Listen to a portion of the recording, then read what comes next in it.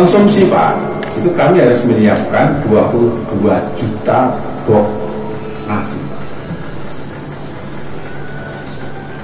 22 juta Pak, box nasi.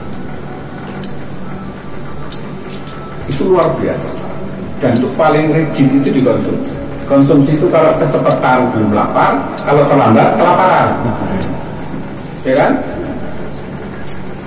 Kalau terlambat tuh selain kelaparan dia jadi basi kan, kira begitu. Sedangkan jamaah itu kan aktivitasnya macam-macam.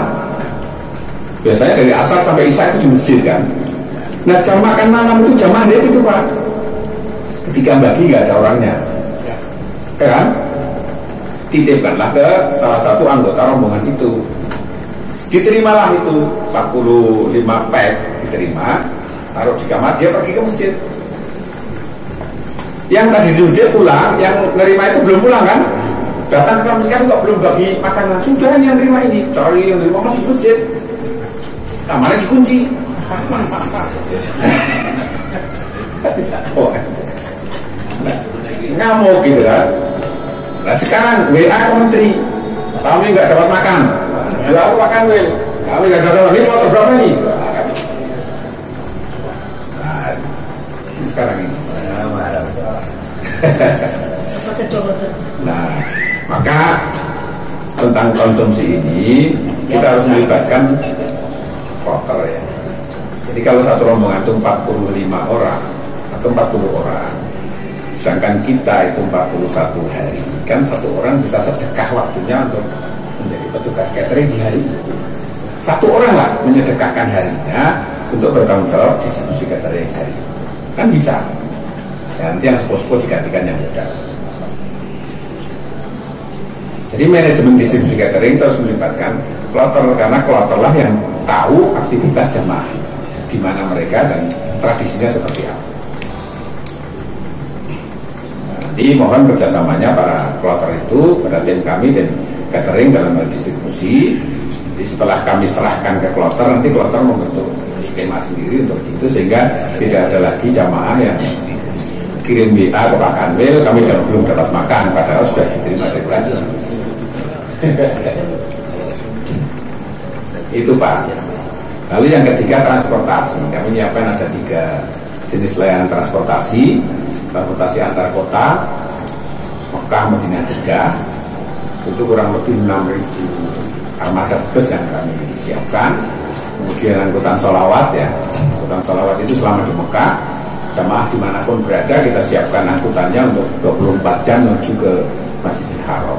Ini silahkan dimanfaatkan sebaik-baiknya. Tradisinya jamaah itu kalau ke masjid nunggu azan, begitu selesai pulang, itu pasti akan berjasa-jasa. Silahkan pilih waktu yang pas 24 jam, disiasati lah. Yang selalu kosong itu waktu duha Pak. Orang sudah pulang subuh, misalnya jam 6, jam 7, jam 8 sampai jam 11 itu bis kosong Pak, nganggur. Tapi jalan terus gitu ya, penumpangnya 2 orang, jalan. Kemudian badal dulu sampai menjelang asar itu kosong juga. Dan nanti malam waktu-waktu tahajud jam 11 sampai 3 itu bisnya kosong. Nah kalau bisa mensiasati ini, insya Allah tidak ada problem, bisa-bisakan. Karena 24 jam silahkan diatur sendiri. Kita siapkan rute dan haltenya Pak. Setiap rute kita kasih angka yang berbeda, kasih warna yang berbeda untuk memudahkan identifikasi. Kalau kesasar tinggal ngomong saja saya di rute ini, itu insya Allah tugas kita sudah mafhum semua, dan juga jamaah yang lain mafhum semua, karena sudah nanti 1 minggu itu sudah akan terbiasa dengan kondisi. Nah, yang ketiga angkutan masyair, angkutan menuju ke Arafah, Musdalifah, Mina, dan kembali ke Mekah. Nah ini cara pengaturannya nanti diatur secara detail oleh Nagabah dan muasasah atau maktab. Kita melakukan koordinasi saja. Biasanya menjelang keberangkatan ke Arafah itu setiap maktab akan melakukan rapat dengan para ketua-ketua kloter untuk mengatur gimana keberangkatan ke Arafah, ke Musdalifah, kemudian dan kembali ke Mekah. Nah, yang ini yang paling penting agar para petugas kloter memahami betul dan menyampaikan informasi ini kepada para jamaah. Yang sering terjadi kru bahwa ruwet keberangkatan ke Arafah itu karena informasi tidak sampai ke jamaah. Tidak sampai itu bisa jadi karena ketua kloternya nggak paham waktu rapat, atau tidak tersampaikan ke jamaah. Nah, ini juga mohon nanti disampaikan ke para ketua kloter yang ini penting ya, supaya jamaah itu nyaman. Kalau tidak ada informasi, maka jamaah itu begitu waktunya dia akan siap-siap, padahal belum waktunya. Mestinya dia ke Arafah jam 4 sore, itu subuh sudah siap, sudah pakai ihram, sudah keluar kamar, memenuhi tempat di lobi dan di pinggir jalan di hotel, nggak diangkut-angkut. Lalu protes, kami sudah siap nggak diangkut-angkut. Lalu kita datang, kita tanya, Bapak dari kloter berapa? Bapak sekian, oh Bapak jadwalnya itu masih nanti jam 4 sore Pak. Bapak silahkan naik dulu ke kamar istirahat. Nggak bisa Pak, kata kiai saya, nggak tahu kiai siapa. Kalau sudah pakai ihram, sudah niat, sudah keluar kamar, kalau saya di kamar batal telepon saya Pak. Nggak tahu kiai dari mana ini. Nah ini repot kalau sudah ketemu dengan kiai begini nih. Nah, kiai ini harus di briefingnya juga harus ada.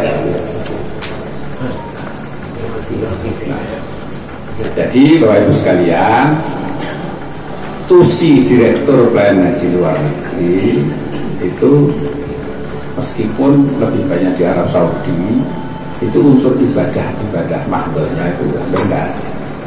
Sehingga kami kalau ditanya para jamaah, para masyarakat, hadir, doanya haji apa? Kami hanya bisa menjawab Bismika Allahumma ahya wa amut, karena kami menyiapkan hotel.